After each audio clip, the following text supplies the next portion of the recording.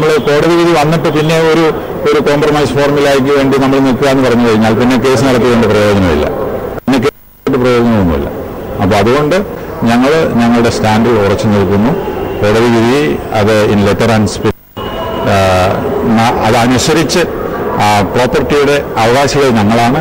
അത് പൊസിഷനിൽ എടുക്കാനായിട്ടുള്ളതായ എല്ലാ സഹകരണവും ഗവൺമെന്റ് നൽകണം.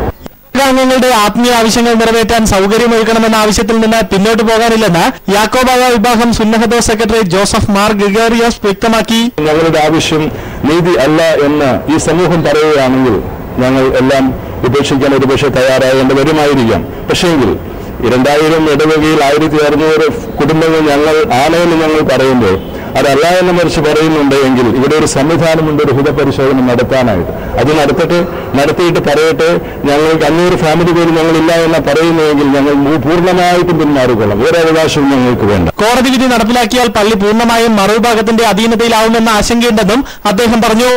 പ്രമോദ് ബാബു, സൂര്യ ന്യൂസ്, കൊച്ചി.